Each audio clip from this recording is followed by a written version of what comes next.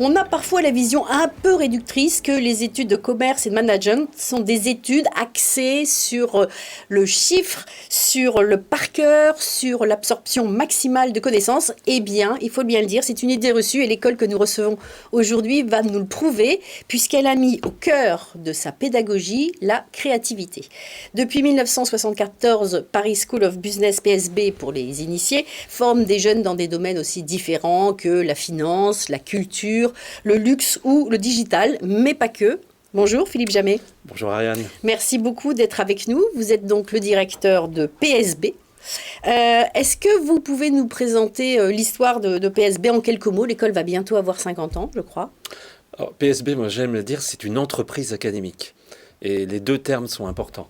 Académique parce qu'elle a conquis un pédigré académique international et national qui la place dans les meilleures écoles de management, mais aussi parce que c'est une entreprise. Et je pense que c'est très important pour placer les étudiantes et les étudiants dans une atmosphère qu'ils vont retrouver après dans leur vie professionnelle, de les placer dans une école qui est aussi une entreprise qui a ce goût de la performance, de l'efficience, de l'accompagnement et de l'entrepreneuriat. Et ce qui fait une rupture avec l'école. Et ce qui fait une rupture avec l'école, qui change un peu la règle, l'état d'esprit, qui stimule finalement les étudiantes et les étudiants. Et du coup, à quel profil d'élèves elle est ouverte, cette école? Alors c'est une école qui ressemble à la société. C'est-à-dire notre projet, c'est d'aider des talents qui se sont identifiés ou qui se recherchent à se formaliser, à s'organiser, à se transformer en passion, en projet de vie. Et donc nous sommes dans une logique d'accompagnement de talents extrêmement diversifiés vers la réussite étant bien sûr le diplôme, mais aussi d'entrer dans l'emploi et la contribution au progrès de la société et de l'entreprise. On va en parler tout à l'heure. Alors, je l'ai dit, une des spécificités revendiquées par PSB, c'est de vouloir mettre l'accent sur la créativité. Alors, ma question va peut-être vous paraître un petit peu provocante, mais c'est pas grave, je la pose quand même. Est-ce qu'il faut être créatif pour faire du business, du management? On n'a pas l'impression que ce soit tout à fait le même secteur, on va dire, la même formation. Qu'est-ce que c'est que la créativité? Alors, bonne question. Voilà. Qu'est-ce que c'est que la créativité? En fait, il faut créativité? repartir de là. La créativité, c'est un mélange de curiosité et d'esprit d'entreprise. C'est-à-dire quelqu'un de créatif, c'est quelqu'un qui est ouvert, qui est stimulé, qui est curieux, qui n'attend pas qu'on lui donne des expériences, qui va les conquérir, et qui ensuite allie tout cela avec un esprit offensif, d'entreprise et d'audace, sans inhibition. Ça, c'est important de le dire, parce que beaucoup des étudiants qu'on récupère du secondaire sont un peu inhibés, ils sortent d'un parcours scolaire, et donc la créativité, ça veut dire on désinhibe les étudiantes et les étudiants, on les rend curieux, on les stimule, et on leur permet d'avoir cet esprit d'entreprise efficace et concret. On gomme un peu ce que finalement l'école vous a appris. C'est un peu la quadrature du cercle dans tout le supérieur français. C'est-à-dire le scolaire français, traditionnellement, même s'il a des problèmes, est plutôt assez bon pour construire des bases fondamentales. Après, c'est au prix d'un certain encadrement de la pensée. Ouais. Et donc, on demande, après à l'enseignement supérieur, de corriger tout ça. Dire oui, vous avez des bons étudiants, en fait. Mais maintenant, il faudrait qu'ils se prennent en main, il faudrait qu'ils lèvent la main, il faudrait qu'ils parlent, il faudrait qu'ils entreprennent. Malheureusement, c'est pas ça qu'on a appris dans le scolaire. Donc tout le projet de l'enseignement supérieur, en université ou école, c'est justement d'ouvrir les étudiants, de les faire s'exprimer et de les faire oser. Alors, il y a beaucoup d'offres d'écoles de business school sur le marché français, et je ne parle même pas de l'international. Comment vous vous distinguez, vous, PSB, des autres écoles? Alors, nous, ce qu'on dit, c'est que nous sommes plus qu'une école de commerce. More than a business school. Et pourquoi? Parce que nous avons la chance d'être partie intégrante d'un grand groupe, très ambitieux, le premier groupe mondial d'enseignement supérieur, très présent en Europe, très présent en France, très présent dans le monde entier, et qui finalement nous offre des partenariats presque captifs avec des écoles qui vont nous permettre d'hybrider fortement les profils. Quand je dis hybrider fortement, ce n'est pas de manière cosmétique, c'est vraiment de manière native dans les cursus. Alors avec quoi?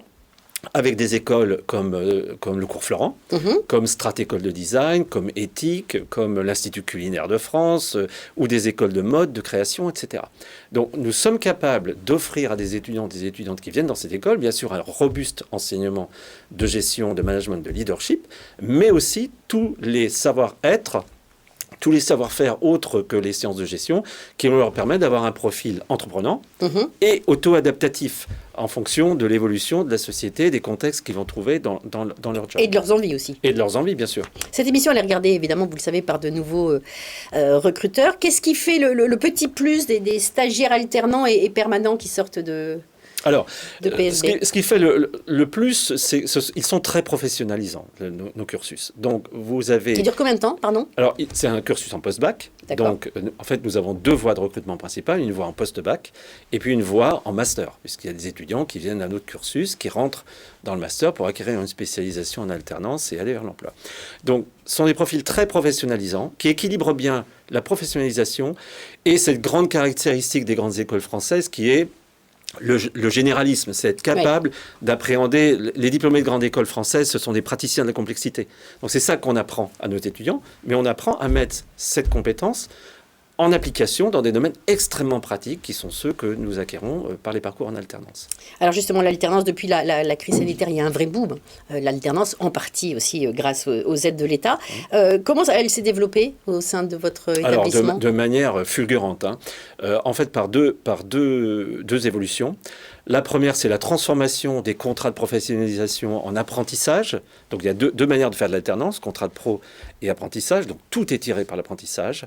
Et puis, ce développement massif de l'apprentissage stricto sensu, qui a été favorisé notamment par la loi de 2018, qui a permis d'ouvrir le système, de libéraliser, de multiplier les centres de formation d'apprentis, et puis évidemment de rendre beaucoup plus transparent et beaucoup plus accessible les financements publics pour le soutien de l'alternance. Cet apprentissage qui était très dénigré pendant des années et qui maintenant... Alors, il l'est encore. L'enseignement supérieur se bat énormément pour faire reconnaître l'apprentissage comme une filière d'excellence. Mais vous savez que souvent, ça a été présenté comme l'apprentissage, c'est un peu la dernière chance pour les décrocheurs. Il y a eu des interventions assez dramatiques à cet égard de grands leaders d'entreprises sur ce sujet. Donc ça reste encore, ça pâtit dans la population française d'une représentation un peu secondaire par rapport au cursus. Si vous dites dans un dîner de famille, ma fille fait de l'apprentissage, il y a toujours quelqu'un qui va vous dire, bon, qu'est-ce qui lui est arrivé? Là, il y a un accident de parcours. Bon. Voilà, donc il y a encore ce contexte-là, mais c'est vrai que c'est l'enseignement supérieur qui tire l'apprentissage et qui finalement lui permettent d'acquérir ses lettres de noblesse. C'est très bien de valoriser l'apprentissage. Voilà. C'est la solution pour vous, la bonne solution en tout cas, l'alternance pour être sûr d'être, en tout cas pour être embauché dans une société? Non, il n'y a pas de solution unique. Et d'ailleurs, on souffre un peu de schéma de standardisation dans l'enseignement supérieur. Ça correspond à certains étudiants. Ce n'est pas la même forme d'intelligence ou d'appréhension de l'enseignement et des compétences, suivant qu'on fait un cursus par classe prépa, suivant qu'on fait un cursus traditionnel ou un cursus en alternance. Donc, ce n'est pas passe-partout. Pas plus que les classes prépa ne sont faites pour tous les étudiants. C'est donc bien en fonction d'un certain profil, d'un certain projet et d'un certain dynamisme cognitif. Je crois qu'il faut y prêter beaucoup plus attention, de sorte à ne pas engouffrer tout le monde dans un système unique au motif qu'il est performant. Il est très performant, mais probablement pas pour tout le monde. Très bien. Alors on attend de voir dans les semaines à venir ce qui va se passer, les décisions politiques. Est-ce que vous pensez que vous allez pouvoir vous pérenniser vos partenariats avec les entreprises, même si les aides de l'État sont stoppées? Oui, très certainement. Il y a un appétit considérable des entreprises pour l'apprentissage. Il y a bien sûr des effets facilitateurs, des effets d'aubaine dus à l'accompagnement temporaire de l'État, notamment dans le cadre de la crise Covid. Mais une fois que les entreprises ont mis le pied à l'étrier sur l'apprentissage, il n'y a aucune raison, bien au contraire, pour qu'elles cessent cette tendance. Donc, je dirais, la limite, c'est un peu le financement du système. Et le financement du système étant lui-même assis sur la qualité du monde économique et de l'emploi, il n'y a pas de raison, dans les perspectives actuelles, pour que ce système s'appauvrisse ou régresse. Donc, en résumé, au sein de PSB, on forme les entrepreneurs de demain. Vous êtes d'accord avec ça? On forme des entrepreneurs de demain ou des intra-entrepreneurs, en tout cas des gens très agiles, très curieux et très offensifs.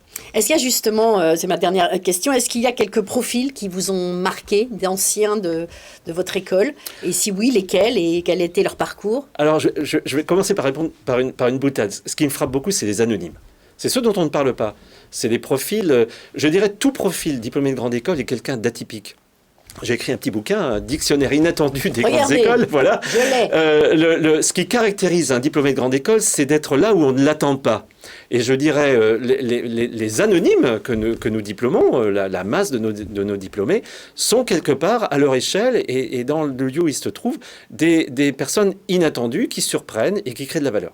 Alors après, toute école, elle m'a affiché des profils un peu atypique ou particulièrement réussi. Alors nous avons, du fait de cette hybridation dont je le parlais, beaucoup d'entrepreneurs à cheval entre vous voyez, le business et le design, notamment une jeune femme qui a créé une entreprise de mode donc récemment. Nous avons également des personnes qui sont dans le monde de la cuisine, des arts culinaires, et puis nous avons quelques vedettes dans le monde du spectacle. Ça, c'est le côté un peu Courflorent, notamment Vianney, ou voilà, quelques profils un peu atypiques, mais d'une manière générale, un profil issu de grande école, c'est un profil atypique. Ah, voilà, le dictionnaire inattendu des grandes écoles. Moi, j'aime beaucoup la petite phrase à lire avant de supprimer les grandes écoles. Écrit avec Bernard Bellatente. Belletante, voilà. Belletante. Voilà. Merci beaucoup, Philippe Jamet, d'avoir été notre invité. Vous pouvez rappeler votre adresse du site si jamais vous voulez avoir plus d'infos sur l'école. Donc, c'est www.psbedu.paris. Merci beaucoup. Alors vous savez, j'aime bien toujours terminer cette émission par une citation. Alors pour faire plaisir aux élèves de terminale qui vont bientôt devoir passer l'épreuve redoutée de la philo, j'ai choisi cette semaine une citation de Socrate. J'espère qu'elle vous plaira. Les gens qu'on interroge, pourvu qu'on les interroge bien, trouvent d'eux-mêmes les bonnes réponses. Absolument. Et je dirais que l'enjeu de l'enseignement supérieur, c'est de retrouver un socratisme du XXIe siècle. Très belle J'apprécie beaucoup la citation. Eh bien, très bien. Alors, cultiver le questionnement, le doute, c'est peut-être ça la clé de la créativité. Exactement. Merci de nous avoir suivis et à très bientôt pour un nouveau numéro de Former vos bataillons. Merci.